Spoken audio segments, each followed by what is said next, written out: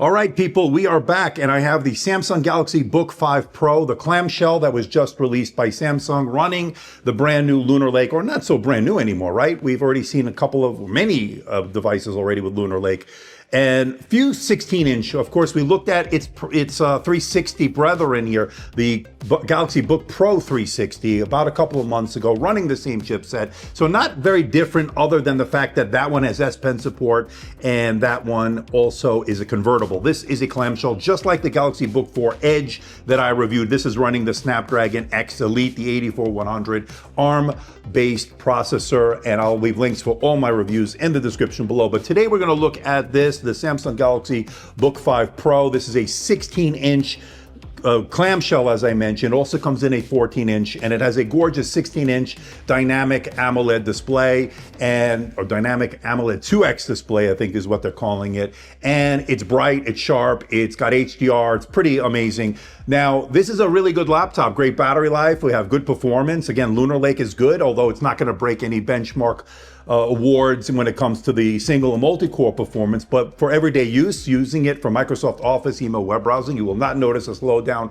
You will not notice any hiccups, so that has been very good. Now, there are a lot of stuff I wish they would improve on. Again, these are the same complaints I've had year over year over year. No haptic touchpad, shallow keyboard, and no IR webcam. So we're gonna get in today why I think this is a really good one, especially when it comes to battery life, especially if you're looking for a 16-inch Lunar Lake laptop here. But there are some shortcomings here. There are some good things and some bad things. We'll get into all that and more in this review. Hey everybody, it's Andrew, and this is the Samsung Galaxy Book 5 Pro, brand new for 2025. Coming up.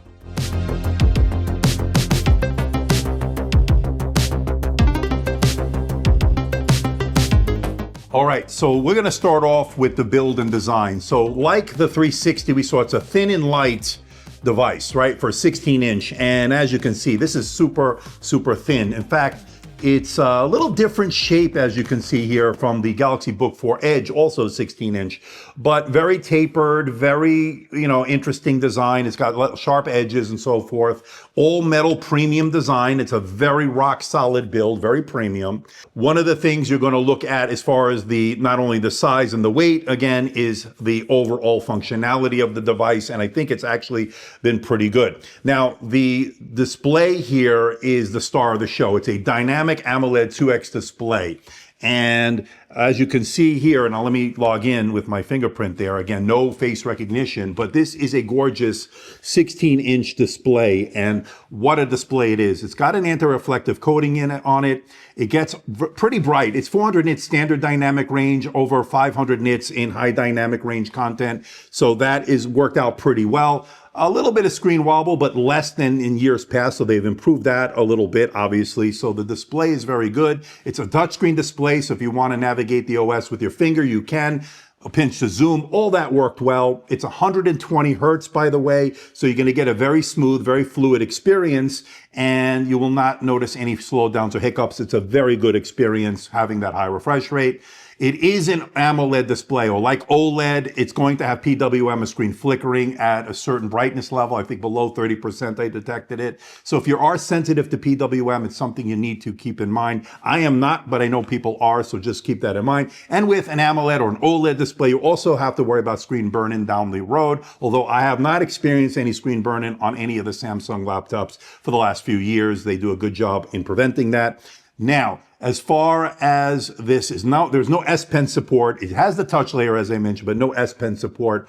And that has been pretty good as far as using your finger. But again, if you want to take notes, sketch out artwork, go with that 360 device that we looked at that has the S Pen. Now, as far as the keyboard here, now this is a very shallow keyboard. And one of the things I was not crazy about over the last few years is the shallow nature of the keyboard. It's fine for typing out documents, emails, and the like. like. You'll be fine with it, but it is not my favorite keyboard. And I wish they would improve it. But again, they want to keep this very thin, so they kept it pretty shallow. And I'm not crazy about. The other thing I'm not crazy about is this numpad here. So this numpad is not properly laid out, and it's very condensed. So not only are you not getting a good layout, but it also is moving the touchpad off center as a result. So it's a double whamming in a lot of ways. So I wish they would just remove that and make the keys a little bit bigger and center that really spacious touchpad. Now, speaking of the touchpad, again, no haptic one here. And again, at this price point, it bewilders me why they're not going with that. Like I said, talk to Sensel. Maybe they can work out a deal. Apparently, nobody's listening as far as Samsung is concerned. But it's a huge touchpad. It's spatially, sometimes it's maybe a little too big. I find I'm inadvertent taps and so forth because it is so big. But as far as scrolling, doing all the gestures, everything worked out pretty fine. It was no issue. Now, when it comes to the I/O, an HDMI 2.1, you get 2 Thunderbolt 4 ports, a micro SD card reader. You also get a USB-A and a headphone jack. So pretty decent I/O. One thing I wish that micro SD card reader would be a full-size SD card reader. Unfortunately, we don't get it, but pretty decent I/O. Now, I have a model here with 512 gigabytes of SSD storage. You can get, I think, up to a terabyte. There is a model with that. You can add your own SSD. It's a full-size 2280, and as you can see from the reads and writes on the included 512, it works out fine. It's very good. This particular model is the Intel Core Ultra 256V. What does that mean? It has 16 gigabytes of LPDDR5X RAM running at the 8533 megatransfers per second. It is integrated on the chip with Lunar Lake, so not upgradable by the user, but it's certainly, obviously, the fastest one you can get, so worked out pretty fine. If you want 32 gigabytes, go up to the Core Ultra 7 258V. It has Wi-Fi 7 and a Bluetooth combo card that is not upgradable. It is soldered into the motherboard, but worked out great, right? Wi-Fi 7 is future-proof, so no problems there, no problems with the Bluetooth.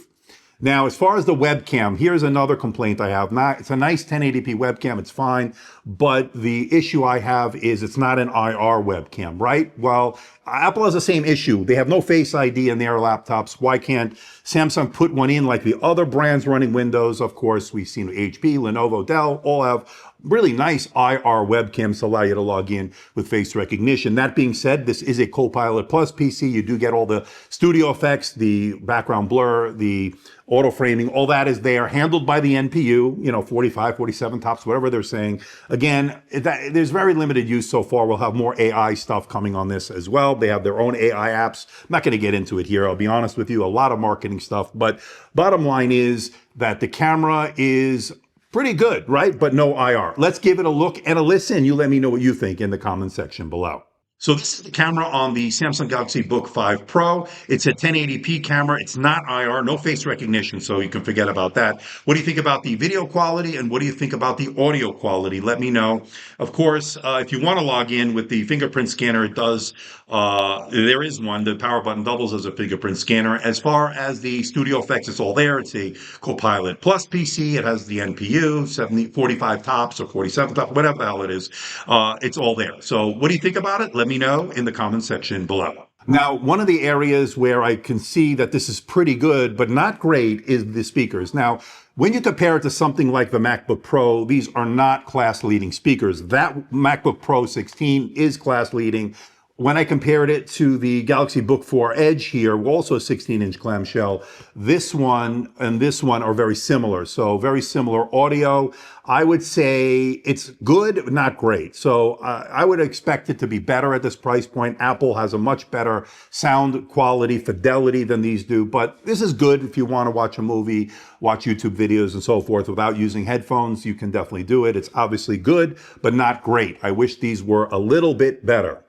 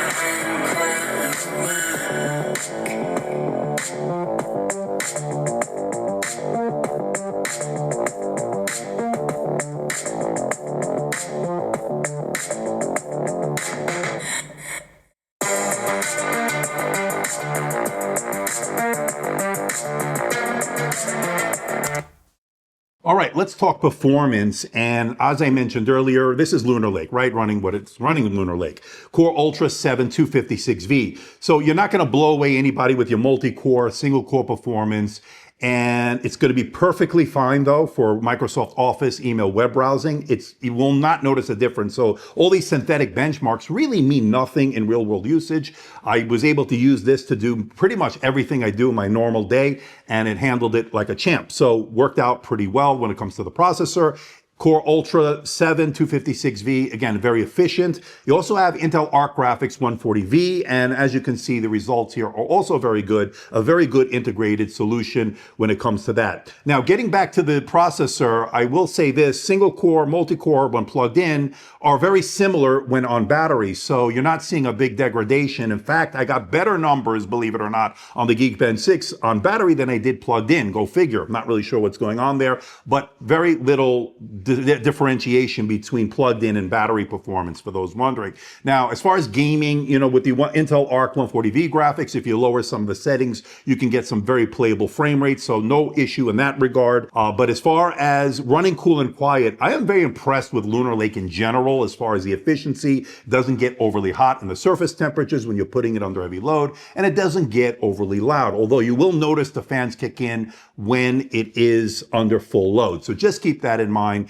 with regards to the thermals here. But overall, I think they did a really good job, especially for such a thin and light 16-inch laptop. Not a problem there. All right, let's talk battery life. And one of the strengths of Lunar Lake in general has been the battery life. And as you can see, excellent battery life. In fact, when I would use this as my daily driver the last few days, it would get me through a work day without any problems, and then some of the best numbers we've seen. Great for video playback. So if you're on an airplane doing work, watching movies, you will not run out of juice and you'll have some left over and then some. Obviously, very good in terms of that. It also supports fast charging. It comes with a fast charge adapter in the box. Now, when you compare it to this one, which is the Samsung Galaxy Book4 Edge, for some reason, this one has a smaller battery than this one, and that's why we're seeing much better battery life on the Lunar Lake version than we are on the Snapdragon. Although it's not bad, it's actually good battery life, this is great. So that has been a difference between the two, and pretty curious as to why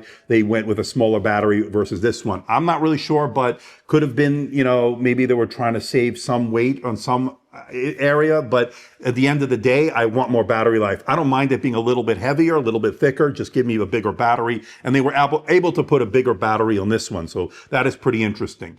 So my overall takeaway is it's a really great laptop with some pretty big shortcomings, especially for the price point. Now, you can pick this up with 16 gigabytes, 512. I spent quite a bit of money, but Samsung does have aggressive trade-ins, so you can trade in something like this or some other device you might have that'll help save on the cost. You can go up to the Core Ultra 7 258V, and you will get pretty good deals on that. Again, I'm not crazy about the shallow keyboard, the lack of a haptic touchpad, and the lack of an IR camera. Again, some people may not find these big major cons, but to me, you're paying all this money. It's high time. Again, we have these high-end features. We're not getting it, but it is extremely thin. It's an extremely light laptop with great battery life and good performance for what you need it to do.